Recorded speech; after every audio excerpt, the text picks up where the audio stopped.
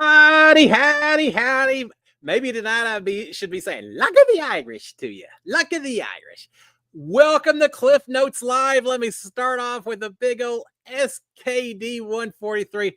Love my wife, love my kids, love reality TV. Lord, there's a lot of that out there right now we're going to talk about tonight.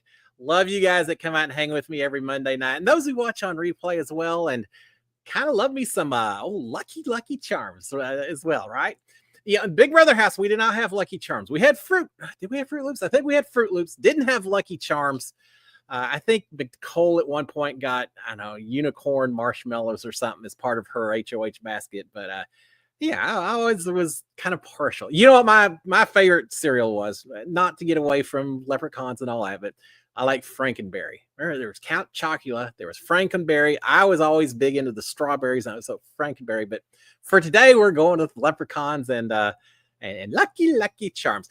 Hope you are doing fantastic. Happy St. Patrick's Day to you. I was gonna wear green, but here's the deal: when I wear a green screen behind me, I just disappear. You'd see just a little bouncing head. I'd look like something ghost out of Harry Potter or something if I wore green. So bear with me on that. All right, guys, let's see who all's out here. We got a lot to talk about. So let me check on this real quick, and we'll save the comments until we get a little longer, and I'll try to answer all the questions I can. Dinell Madera, welcome, Dinell. First one in. Looks like, how are you doing? Howdy. Kennedy Franklin, how's life and jobs going, Kennedy? Marilyn Southern as well. Howdy, Marilyn. Brian Hostetler, Mark Taylor. I love seeing all you guys out here.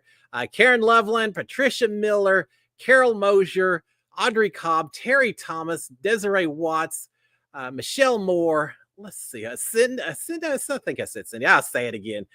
I'm glad you're here, Cindy. Carol Mosier. I see Paul Long, Big Jake 88. Happy St. Patrick's Day. Ma is out here as well. Ma, how's spring break? Maybe. I know a lot of people down here in Texas are. I'm not sure what the rest of the country's like. I remember a few spring breaks, going out to the beach, hanging out a little bit.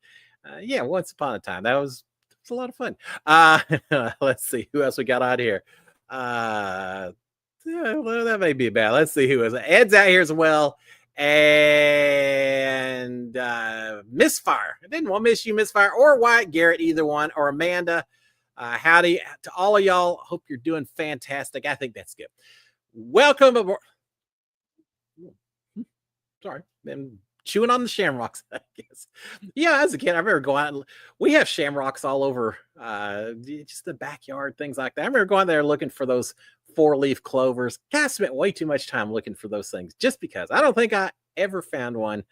I guess I did okay without it, but is that still a thing? Hey, go play in the grass. Look for 4-leaf clover. That'll keep you busy for 30, 45 minutes. There may not even be. I know there are, but what a great way to get someone to spend a little time taking care of business. All right, guys. St. Patrick's Day, but beyond that, a whole lot of reality TV. So let's just get right into it. Before I do that, if you haven't already done so, please consider subscribing to my channel, turning on notifications, hitting the old thumbs up, because Lord knows we're gonna have a lot to talk about over the next few months. It doesn't let up until we get into football season. That's a whole different kind of TV viewing. All right, few questions as we start off tonight. Brian Hostetler, guess you're not on the Amazing Race Big Brother edition. And Marilyn Southern saying excited for the Big Brother Amazing Race. Yeah, for those of you who don't know, they haven't officially announced the cast, but you can't keep spoilers for too long. So if you don't want to know, hold off. But I think most people don't care. They just started the Amazing Race 38, started filming it, and a special kind of theme. Everyone on the show has a connection to Big Brother. All but one team is someone who was on the show on Big Brother, and then one of their loved ones, friends, I think all loved ones, relatives, girlfriends, things like that. So an entire season of nothing but Big Brother players, which kind of cool. And yes, it would have been fun. Y'all know me. I love to travel. It would have been fantastic to be on the show. Didn't work out, but that's all right. There's always more reality shows on down the road. But yeah, I'm excited to see how they do as well. You think about it, Big Brother. It's kind of cool. I mean, they've had Survivor people and things like that on the Amazing Race, but Big Brother specifically, our whole summer is spent doing nothing except sitting in the same house for 3.5 months. If I'd worn a little GPS system, you would have seen for 3.5 months, I wouldn't have moved more than 30 feet any direction from the center of that house, or maybe a little more in the backyard, but you know what I mean. Suddenly now people are tasked with going out and running and solving all kinds of challenges, interacting with people that are different cultures, different languages. It's just a whole different skill set. And so I am always excited to see how people that we've watched on TV and enjoyed on TV, to see how they do. And it's reality TV again, but it's a whole different kind of format. I'm sitting there trying to pull up the teams as I go with it. I will say this: I'm excited to watch it as well. I'll be covering it. I may have a special just to cover Big Brother next season. Surely it's worth it for Big Brother, right? Covering Amazing Race. Probably will do that, but I'm excited to see everyone perform how they do. The one thing that is disappointment too strong a word? I don't think so. The one thing that maybe disappointed me a little bit is the recency, the recency of the cast. We've got 4 different teams that are from last season of Big Brother. 4 different teams, and they all are very well connected to each other. We've got Angela and her daughter.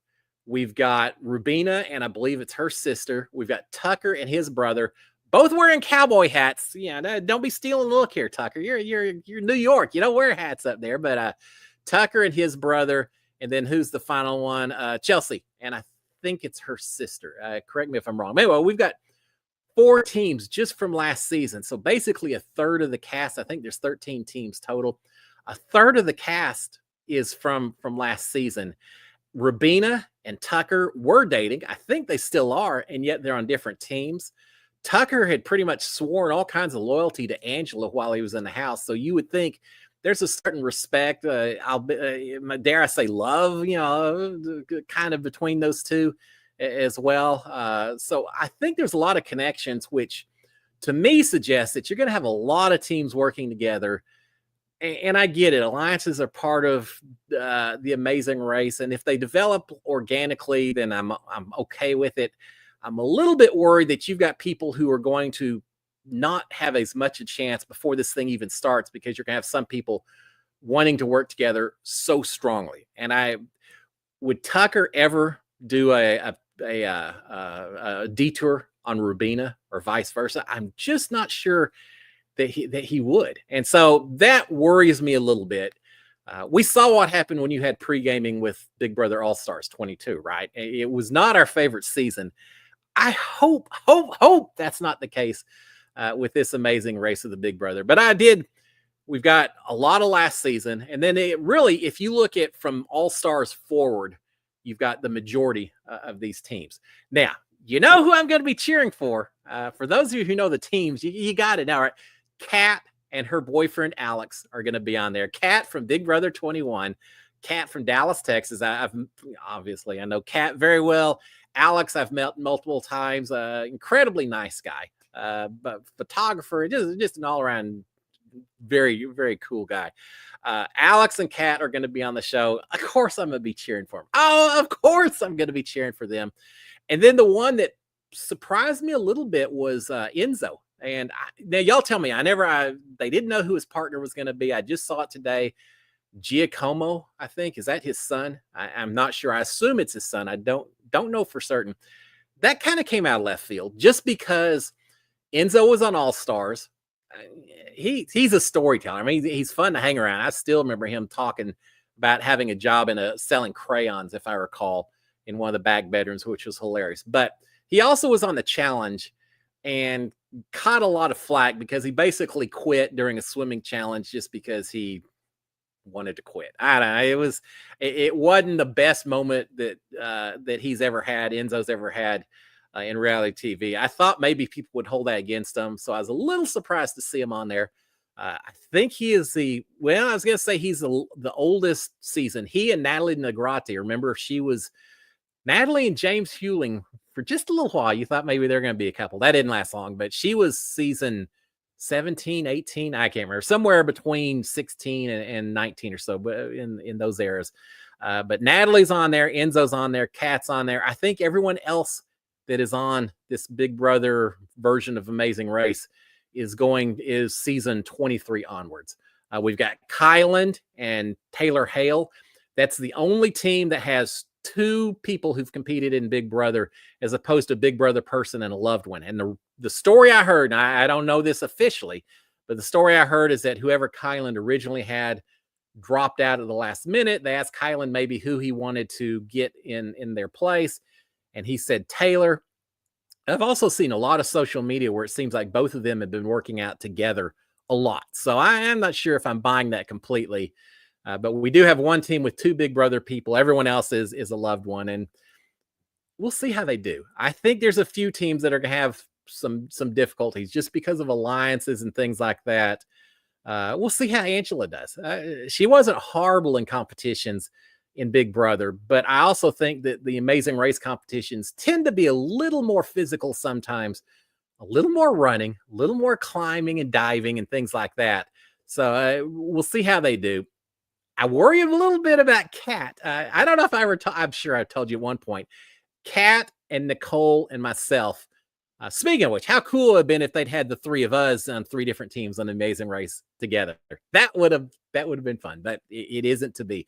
But Kat and Nicole and myself went up to Canada right after Big Brother, before COVID and all that. Went up to Canada, to Calgary, to a nightclub called Cowboys, and it was a paid promotional deal. They paid us to fly up there and hang out and sign autographs and everything, and visit with a lot of people. Incredibly cool, incredibly fun experience. The three of us met at the Dallas-Fort Worth airport, flew up on the same flight together. When it came time to get through immigration and actually go to the hotel and then go to the nightclub and all that, Nicole and I managed to make it through just fine. Kat, not so much. We waited 30 or 45 minutes. Nicole and I took more pictures with people in Calgary just hanging out at that airport because everyone saw us while we were waiting outside immigration. We're like, did Kat just go right by us? Is she already there at the nightclub stealing all the thunder and all the attention or something? We don't know. Eventually, Kat came out. Turns out Kat and Canadian immigration weren't necessarily the best of friends, because when Kat came up to immigration, the immigration authority said, "Hey, how are you?" Or good day or whatever. And she said hi, and he said, "So what are you doing here?" There's a bar somewhere in town that paid me to come up here. "Oh, really? Well, what's the name of that bar?" And Kat said, "I don't know." "You don't know who's paying you to come up here?" "No, not really." "Well, while you're here, where are you staying?" "A hotel somewhere." "Well, what hotel are you staying at?" "I don't know." So you don't know where you're staying at the hotel. You don't know where you're going the bar. And why are you up here again? And she said, "I was on a TV show," and spent a lot of time explaining, pulled a lot of people in. I think we're lucky we had Kat with us in that particular appearance. Eventually she made it through. So based on my one international travel event with Kat, we'll see how she does. She's going to be fun to watch.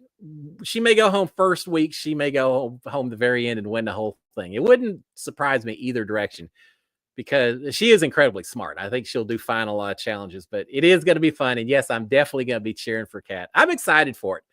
Yeah, I would have loved to have done it, but sometimes it happens, sometimes it doesn't. I tell all of y'all, don't worry too much. Don't sweat when things go right. When they don't go right, sometimes paths give you different ways. Yeah, it would have been fun, but I'll be watching just like the rest of us, and we'll be talking about it every week, I guarantee you.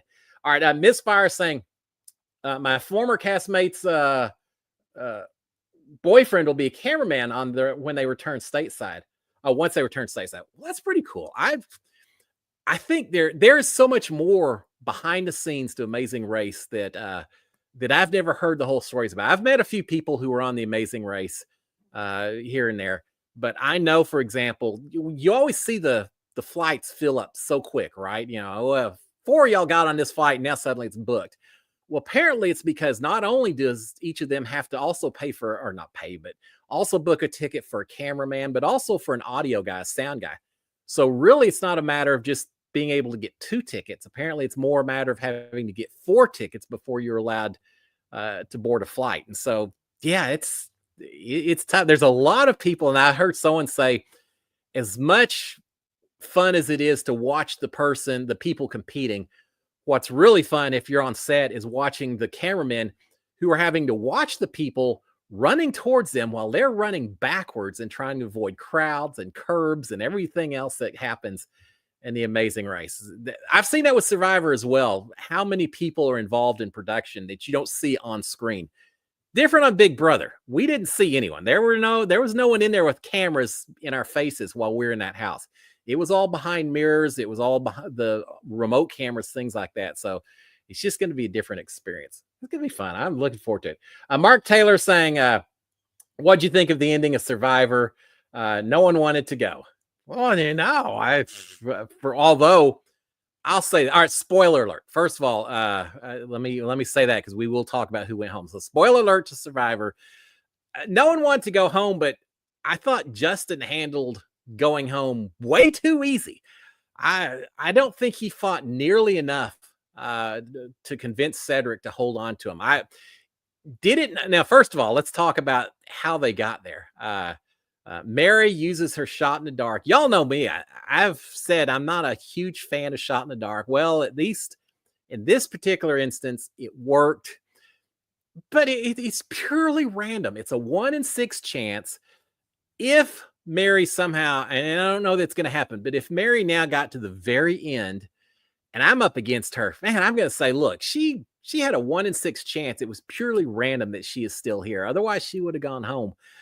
And it would be tough for me to vote for her based just on her not having any actual agency in staying. I mean, she did use the shot in the dark, so I guess there is a strategy to that. But I do wish instead of just a random draw, there was a little bit of a skill comp involved. Roll a ball across the thing, or I don't know what. Do something that you actually own a little bit more if you stay in or don't. But that's not the case. She used it.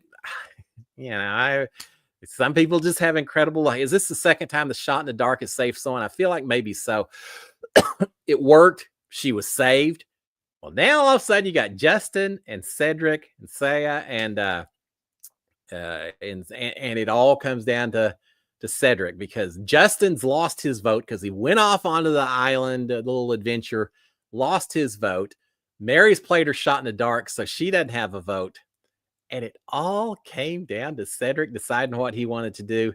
I really thought he was going to send Saya out, but then she started talking about I get why Justin did not tell anyone that he lost his vote. I get it. It makes you weak if you don't have any control because of it. Hindsight's 2020. And I'm sure he wishes now he told Cedric and brought him in loyalty and all that. But I get why he didn't tell anyone because he thought it was going to make him more vulnerable. In the end, it came back and bit him, though. Saya convinced him that that he couldn't be trusted, just couldn't be trusted as a result. And yeah, that was tough. Ma saying Justin was the right choice. I kind of think you're right, Ma. Saya plays hard. I'm curious to see how long she lasts, but I think Justin just didn't have it in him. And Misfire saying Cedric was foolish. Saya will be coming from him. Now, I do agree with that. I'm kind of countering myself. I think y'all both have good arguments. I think as much as Saya was telling Cedric, can you trust Justin because he didn't tell you about it? On the other hand, can Cedric trust that Saya is going to be comfortable given that he was voting her out? Now, yes, he flipped at the end. Oh, y'all got to have to work together. I don't know.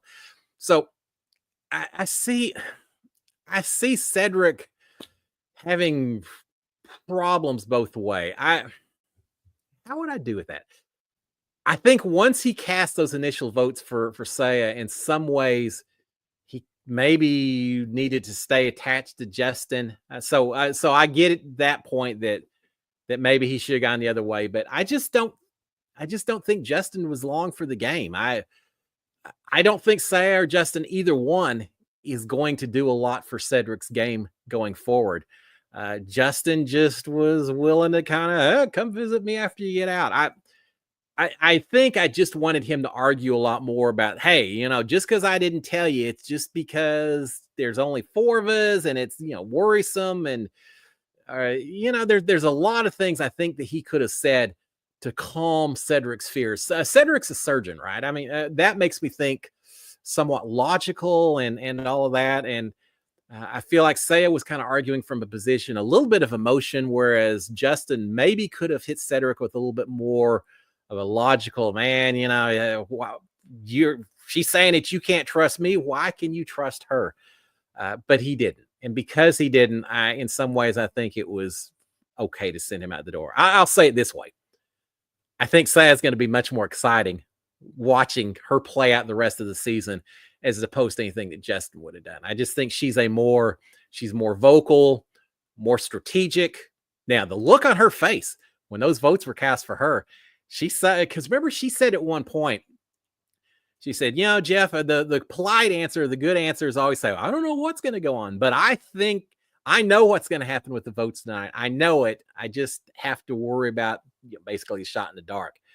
Well, did she know? I'm not sure. She certainly saw the fear, got the fear God into her a little bit during that vote, right? I love the episode. It was incredible. But it's funny that as many seasons that we're in season 48, and you still have situations that they haven't had to face before, where Jeff Probst, right, saying, I did hear one thing that said this was one of the longest, and I should say this.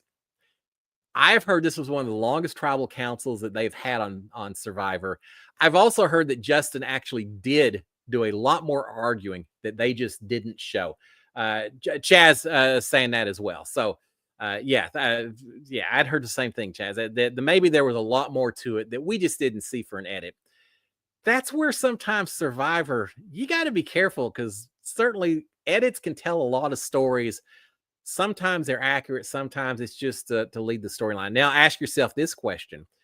If they didn't show Justin doing a lot of arguing, is that because he was just a non-factor and who cares because he's off the tribe, he's pre-jury? Or does it have something to do with the way they want to edit Sia as well? Does that somehow suggest how she's going to be going forward? And I don't know. I don't have an answer to that, but she certainly has got a lot of screen times. Now, you get a lot of screen time when your tribe loses every single one. I feel like I know this tribe very well, and I just barely know some of the guys on the other tribes. Mitch and Eva and Joe. There's people in these other tribes that I think are going to be fun to watch, but we haven't gotten to see. We've seen them interacting, but until you're actually at tribal council and your loyalty is put to the test, who knows? Who knows? There's only 3 people left on this tribe, and we've seen from the previews for next week, it's going to be not a full merge. I'm sure there'll still be 2 teams, and it sure looks like they'll. I guess I don't know. Maybe I should have looked more. I don't know if they'll just take 2 on one on the other, or it's going to be full grab your buffs kind of deal. We'll see. Casa Wash saying Cedric should have realized Justin didn't have a vote and voted him out. I got to think about that for a second. For tribe continuity, perhaps so. But and then here's another thing to think about. As much as Cedric said, you've got to quash your beef. If it's going to be a 3, you got to quash your beef, ladies.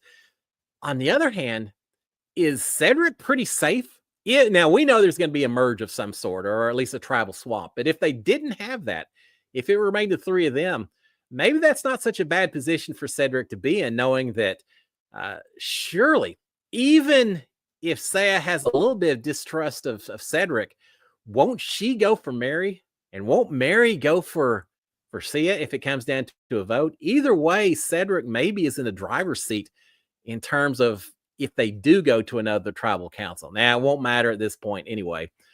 I really hope, and I think based on what I saw, it's probably not going to be the case. I would love to see Mary and Saya staying on the same tribe, whatever tribe that turns out to be.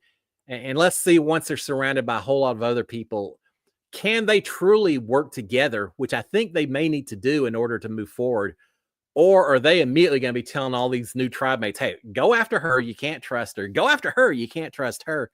Are they going to shoot each other and take each other out just out of mistrust, animosity? I don't know. There's a lot to be played out with those two as we go forward, but it's been fun so far. So far, so good. All right, Sweet Lindsay is saying Saya is. Y'all tell me, am I pronouncing that right? Saya. I just every time I feel like I say it differently. Saya is abrasive but doing good at Survivor. She is playing. What's a good word of how she's playing? She's very involved in the game, right? She reminds me a little bit of Tucker from Big Brother, maybe doing a little too much, trying to pilot the ship a little more than she maybe needs to do. But on the other hand, it's working out so far. So who am I to suggest that she ought to alter? That's just is that her personality, or is it just what she thinks from a strategy standpoint she needs to do in the game? I'm not sure. Is she abrasive? She certainly is willing to tell you like it is, right? And she certainly, I would not want her on my bad side. I'll just put it that way. If I was playing Survivor and I was on the tribe with her, I would do everything possible to work with her because I would hate to have her as an enemy, but I probably would not trust her to go very far in the game. It would be a situation where as long as I can work with you to protect me a little bit, that's fine. But no huge disappointment, sadness if you go, because I do feel. I mean, she's the mark of a good player. Perhaps is you are willing to do what it takes to make it to the end, and I think she is. I don't think you could. I don't know that she's going to bond with anyone too close that would end up impacting the way she plays the game. She is in it to win it, and I can't ask for anything more than that. So, as abrasive as she is, she's fun to watch, and I'm glad she's still there. All right, Karen Hummer is saying, what is the difference in old Survivor and the new era? Oh, that's what a good question. All right, here, Karen, let's see. You could go with the old school where they're out there 39 days versus 26. You don't have the fire making. There's a little more focus on the hunger, not having the rice and all that. There's a lot of things like that, but I think in some ways it comes down to, I think old school Survivor was a little bit more of a social game. They had their hard challenges back then, but I think you didn't have as many you didn't have as many crazy twists in the game. You could spend more time developing your relationships in a tribe, and you had a tribe of 8 people, 9 people, so that tribe stayed together for a longer period of time. So you had more time to develop your relationships, really create some tight bonds, and hope that they were the right ones that would carry you through to the end of the game. I don't think you had quite as much random, lucky type situations. You still had immunity idols, but not nearly as much as you do now. I just feel like Survivor, as they every season need to ramp up a little bit what's going on and make a little more adrenaline for all of us watching. Try to put more and more twists in the game. Heck, we get things like last week where we only had a couple of people voting because shot in the darks and advantages and losing votes and things like that. I just think there's a little more randomness built into the game because you've got 6-person tribes instead of 9-person tribes. I don't know that there's as much value into building tight relationships because you may lose them after just a few weeks and suddenly they may be your enemy. Now you hopefully built up enough that they'll watch out for you and you'll watch out for them. But as much as the tribes swap around and things can happen, I think the modern day Survivor is focused a little bit more on building your resume and less on developing your relationships. Yet we see it all the time. And maybe this is the best example. We see all the time someone says, oh, I really like so-and-so, but wouldn't it be a huge resume builder for me to evict them, even though I like them, even though I'm working with them? That'll be my huge move to show that I sent out the person that I was working with because it benefited my game or something. I see a lot of that every season. You get people who get so worried that they don't have enough on their resume at the end to win the game. Whereas I think old school Survivor, it was more about, did you manage to get the people who were friends with you and y'all work together? Did you get them to the end? and let the fact that you're there speak for itself, as opposed to now it's all about, well, how many times did you survive or win challenges and twists and things like that, and how many people did you backstab? How many people did you? I was going to use that. How many people did you backstab to get to where you are? I don't think you have to have that in order to make it to the end, but it seems like a lot of people believe that nowadays, kind of like the old days where it was, and then there was still backstabbing then, but back then it seems like it was a little more. I just feel like it's a little more social in the old days. That's y'all tell me. I mean, what old school versus new school? What do y'all think the difference is? I think it's social versus resume building is in a nutshell. My answer, I think, to that. All right, let's see. Dr. Bose, how are you doing, Dr. Bose? Didn't see you when we started. I'm glad to see you out here. Dr. Bose is saying, howdy. Aaron go bra. Everyone's Irish for a day, right? Are you Irish for a day? Well, yeah, absolutely, I'm Irish. Again, if I was wearing green, I would have. If I could have on the green screen, I would have. I'll still drink green beer though. Ma saying, do you have any Irish blood in you? If so, how much? I don't believe I've got any Irish blood in me whatsoever. At least not that we'd acknowledge. No, I'd love to go to Ireland and see it. Kiss the Blarney Stone and do all that kind of stuff. Now, my family heritage is as best we know. I've got a lot of Scottish blood on my dad's side. Scottish, not the Highlands, not like William Wallace, more the lowlands, like around Loch Lomond and all that. But a lot of Scottish blood mixed in with a little northern English blood as well. That's on my dad's side. On my mom's side, I've got German blood, Czechoslovakian blood, and then just a little mix of everything as well. So no Irish that I know of. A little bit of the United Kingdom, but it won't stop me from wearing green on this particular day. Yeah, a little more Scotland, a little more east, a little more with the kilts, a little less with the shamrocks. What a cool! I remember my son. I think it's my son went to Washington D.C. on a school trip, and I was one of the escorts for spring break, one of the chaperones. And they had up in Washington D.C. a huge St. Patrick's Day parade, just huge while we were up there. And it is really cool. And I know some places in New York and other places have them, not so much down here in Texas, but we still go. Used to go to Bennigan's until that disappeared. Beer Paretti's and places like that, and yeah, we have fun down here. But yeah, no Irish blood that I know of. But doesn't matter today now, does it? All right, let's see what else we've got on here. Ed saying, "Oh, Deal or No Deal Island finale is tomorrow." It's been a good season of Deal or No Deal.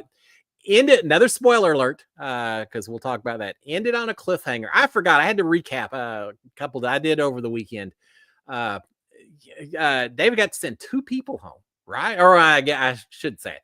He got to send one person home without even playing the bank. And then he got to decide who was going to play the bank. And we don't know what's going to happen on that one yet.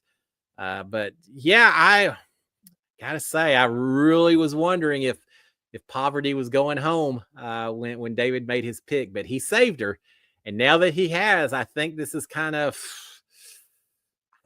could CK do something? I don't know. I think it's kind of Poverty and David's game to win or lose at this point in time. Now, remember this.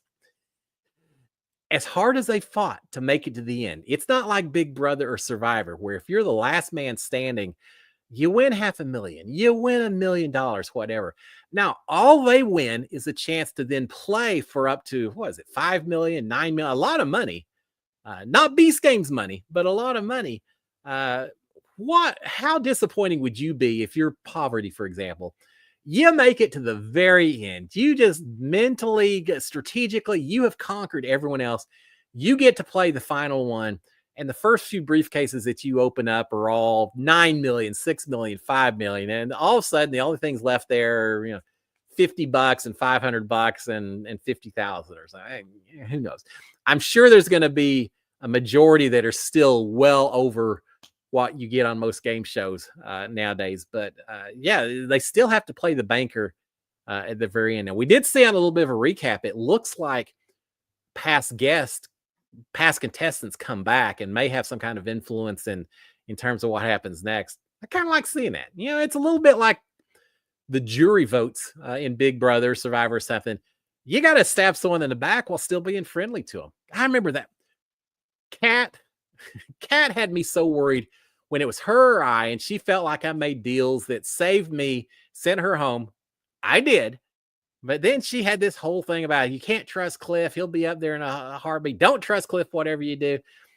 I was sitting there thinking, man, if I get to the final two, there is not a chance in the world that Kat is going to vote for me. Well, then I found out it was just her just kind of grabbing a little extra airtime, and she would have voted for a lot of people would have voted for me, which made me feel good in some ways. In some ways, I wish I'd known that ahead of time. Because I really was worried about like up against Tommy. Could I ever win a jury vote against Tommy? I still don't know that I could.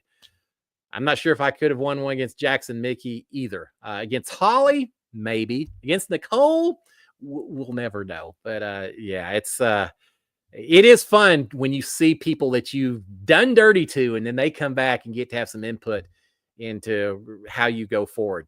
Don't ever burn your bridges in any of these reality shows, no matter what you're told, because you never know for certain how it's going to all work out nowadays. You just don't know. All right, Chaz is saying, what are some things on your season that didn't air that you wish did, or vice versa? No, you haven't watched it yet. Yeah, I need to get around and do that. Here's the biggest thing that I wish y'all had been able to see. And that was the first week and a half, however long it was, about a week, I think, before the live feeds came on. We were, I think, one of the last seasons, if not the last season, where you had a solid week where the cameras weren't turned on. And there was so much that happened that week. You had the Grateful Eight form. You had just so much going on in terms of relationships and the way people were behaving, and who was becoming friendly with people, who wasn't becoming friendly. There was so much that affected the rest of that season that y'all didn't get to see, and it's really unfortunate because there was so much that went on. So that's the big part of it. Some of the other parts, I think, just some of the discussions. For example, Nicole and I, because I've had a lot of people say, oh, you convinced Nicole to keep Holly and send out Tommy and all that. I don't know that they showed necessarily how many discussions we had back and forth, especially the day of the eviction. And some of that I know was shown because it was last minute and all hectic and all that. But the cameras are off for most of eviction day. And we sat in the back, the RV bedroom, and talked back and forth over and about, just both of us going back and forth which way we wanted to go. And so some of those long, deep discussions weren't necessarily shown either. So instead, they showed a lot of people hooking up, spent a whole lot of time showing that, it seems like, from what I've heard. But no, those are probably the two biggest things, is just some of the strategy talk that helped guide. Obviously the episodes, you can only show so much, but even in terms of the live feeds and things like that, I think there was a lot missed with some of that as well. So you can only show so much. Unfortunately, when you get the live feeds, there's only two scenes shown, two cameras on one room, two on the other. And of course, when there's only 5 of us in a house, you would think you could show a little bit more. But yeah, sometimes from what I understand, some of the things that I've told Sharon and other people that happen, they say, well, they didn't necessarily show a lot of that. Those are some of the things I missed. But more than anything, that first week or so of not having live feeds would have meant a whole lot of difference in terms of how that narrative was and everything in our house, I think. All right. Miss Fire is saying, are you watching the current season of The Amazing Race? I am, and I'm enjoying it so far. I told y'all a story about being in Hong Kong last week. Yes, so we got time. 742. They ended up at the end of last episode going to Japan. Did not go to Tokyo. Where'd they go? Osaka, I think. I've never been to Osaka, but I have been to Tokyo. And it's hard. These competitions they've had so far been some tough ones. Getting the beat on the drums and all of that. I've always said, if I did Amazing Race, if I did it, if I had one of my loved ones on, I was on it, I feel like I would be good at doing the puzzles and putting together IKEA furniture or motorcycles, things like that. I'd probably leave it to whoever I was going with to do some of the hardcore physical challenges. But if it was someone from the hog family, we would probably be in trouble when it came to anything rhythmic or dancing or singing. That would probably be our Achilles heel. And watching them try to learn the rhythm on the drums and a few things they did, I was feeling for a few of these teams that were just not quite trying to get the hang of it. It's really tough because, and I still don't know all the names of these contestants yet, but they had the intersection, the fork, not the fork and road. That was two different. That was from the week before. They had the crosswalk intersection. I don't know, whatever, where you had to wait for another team and you had to do it together. And I felt so bad. Spoilers, if I haven't said it right. I felt so bad for that one team of the two guys that had to wait for the daughter and dad, and he just couldn't get the rhythm of that. I had a hard time with it. I could very much empathize how bad I would feel if I'm suddenly not just letting down whoever I'm on the race with, but letting down people that I'd like to work with, and who's going to work with me again if I have so much problems on this one particular challenge. So yeah, there were some tough ones, but I do like that they've been in Hong Kong. Now they're in Japan, which is cool. I went to Japan once. I've only had one chance to go there. It was a around the world tour. I started off in the UK doing some work, flew from the UK to the Middle East, had some meetings, flew from the Middle East to Kuala Lumpur, did some meetings, flew from Kuala Lumpur to Jakarta, Indonesia, did some meetings. And then when it was time to go home, they said, well, Cliff, it doesn't make sense to send you all the way back across into Europe and back home. We'll just fly you to San Francisco. You'll catch a plane there to go to Houston. And oh, by the way, you're going to have a 13-hour, 6-hour, 8-hour layover, some long layover in Tokyo. You okay with that? Yeah, sure, whatever. So I get into a little travel story for you. Get into Tokyo at 6:30 in the morning or something. My flight doesn't leave till like 4:00 in the afternoon, something like that. So I thought, well, I'm not going to hang around this airport for that long. That's a long time to be sitting in the airport. I'm going to take a train. They've got these express trains into downtown Tokyo. I'm going to at least go see the city, and then I'll just come right back. I asked people, and they said, yeah, you should have a few hours to look around. Just don't, you'll be fine. So I get on this train, an express train. I don't think it's a bullet train, but it's an express train going to downtown Tokyo. When I first get on at the airport, I am one of only 3 or 4 people on this whole train. I get a car all to myself. No problem at all. The closer and closer we get to Tokyo, downtown Tokyo, the more and more people are squeezing onto this train, just like you see in the movies and TV shows. They're just getting like this, squeezing in after a little while. But they weren't sitting next to me. They just didn't want to sit next to the American that was on this train. Eventually, there's no seats left. Everyone is squeezed together. This little old lady gets on the train. She's got to be 120. She can't even reach up to hold onto the strap. She is so short. Just a very, very elderly Japanese woman.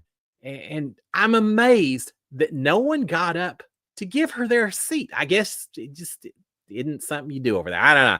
No one offered their seat to her. She's trying to hold onto this rail, and she's like this. And I thought, well, I can't do that. So I got up. Obviously, I don't speak Japanese, but I pointed at the seat and said, please, take my seat. And I backed up, and she looked at me, and she, konnichiwa, right? She thanked me, but I could see on her face, she really did not want to sit in that chair, that seat, just because I'd been sitting there. I don't know. Maybe I'd been on the airplane too long, sweating a little bit. I don't think so. I think it was just different cultures, things like that. But she took the seat and was very appreciative eventually. By the time we got to Tokyo itself, I'm like this. I can't hold those straps either. I don't need to. I'm like a sardine packed into this train. I mean, there's no moving whatsoever. Fortunately, when we get to downtown Tokyo, everyone's getting off the same place I am, because otherwise I would have just gone to wherever they were going because I couldn't move. But everyone gets off at the downtown central station in Tokyo. No one told me that there must be 100 stories worth of of stairwells and escalators and things in this station. It's so much of it seems like it's underground. I got off on this train. Everything's in Japanese. I don't know. I don't even know how to get out of this train station. So there are no windows. Eventually I said, you know what? I think I just have to go up. It seems like I need to go up. So I just start going up random escalators, up and up and up until finally my head pokes out of a door and I'm on the streets, downtown streets of Tokyo. Good. I made it. I survived getting off the train and getting through the subway station. I walk around. There's a little temple there of some sort. It's all walled in. And I walked around. I did tourist stuff. I went in and didn't have a chance to eat, unfortunately, but I just walked around. I just did a walkabout. When I travel, I love to do walkabouts. No plan, just walk and make sure that you know where you're at so you can get back. I've gotten lost a few times, but not this time. So I explore around. Finally, I have like 4 hours to get back to the airport. So, all right, 4 hours, that's plenty. It only took me an hour and a half to get here. So I go back. I'm incredibly surprised and amazed that I was able to find my particular station that had the express train going back to the airport. All right, yeah, perfect. Now all I got to do is wait an hour or so to get back to the airport. I'm good to go. I get on this train. It is a train going to the airport. What I didn't realize is that coming from the airport, it's a single train. All the way, it stops, but you don't have to get off the train at all. Going the other direction, about halfway, you have to get off that train and get on another train that takes you to the airport. I didn't know that, and I didn't hear or appreciate or understand what was being said over the intercoms on the way back. All I know is that I'm like, all right, well, I got 2.5 hours. I should be okay. 3 hours. But suddenly I start realizing that I'm not really in downtown Tokyo anymore. I'm starting to see fewer and fewer houses. I'm starting to see a whole lot more fields. I assume rice fields, things like that. I am in a very, very rural environment and I have no clue what's going on. But this isn't going the way of the airport. I know that. And so I start walking around because I'm in a very rural location. Suddenly, no one speaks English. No one at all speaks English, or at least they didn't want to acknowledge it. So I pull out my plane ticket and I show one person. And I go, don't tell me that.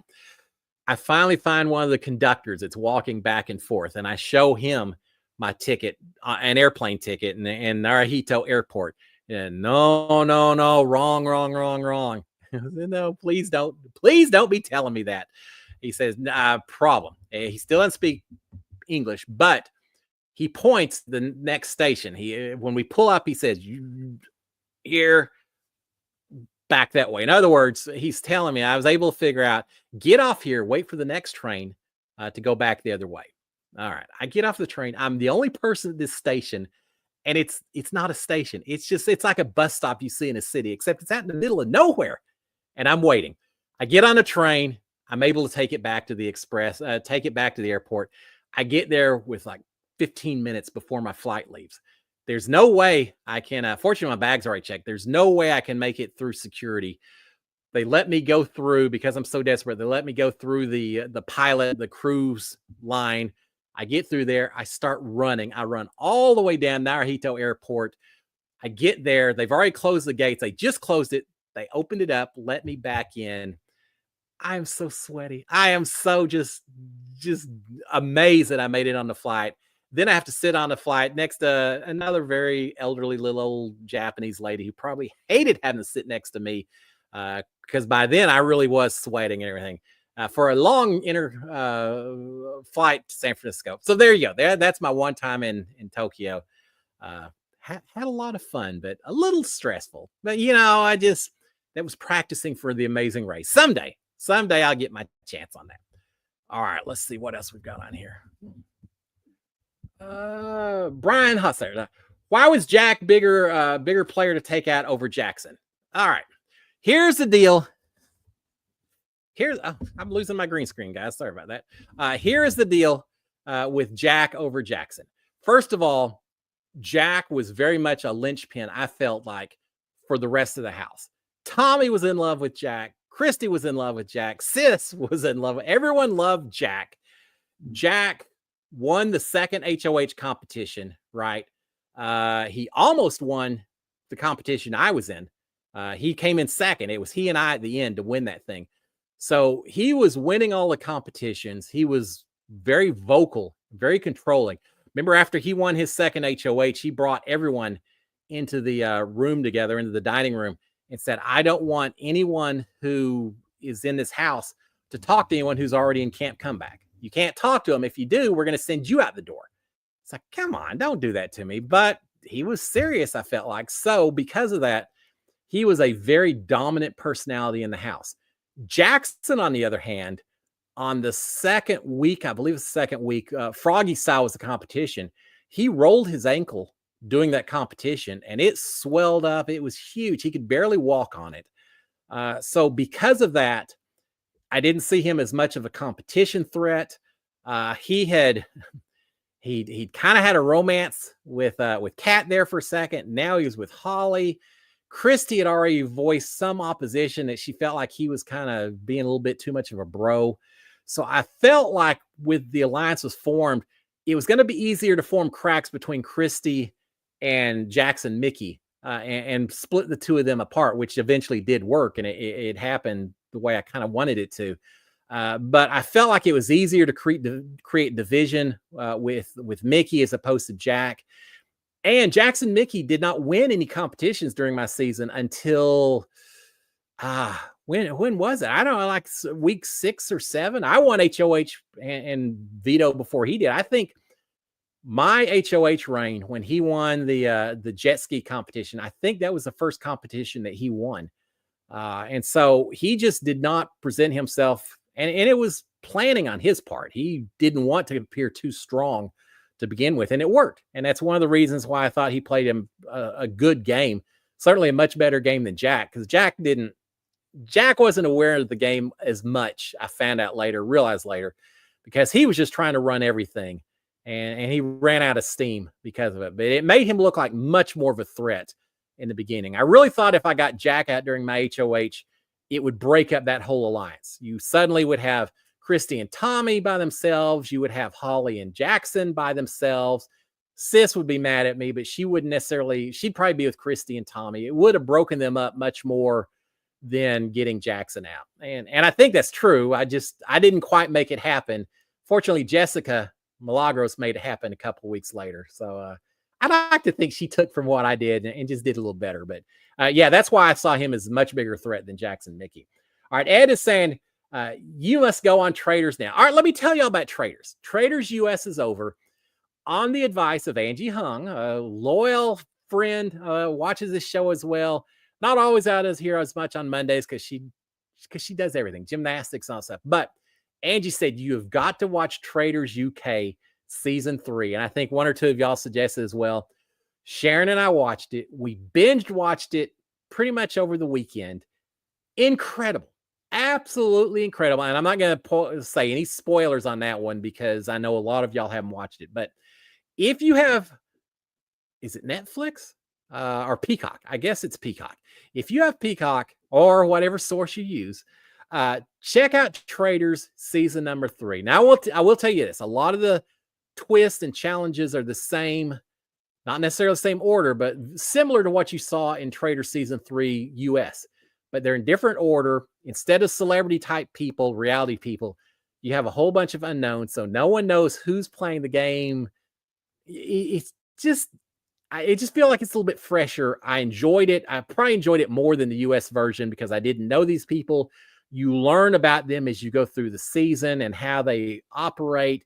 You've got some backstabbers. You've got some people playing too hard. You've got people waiting to the end. Just a lot of intrigue.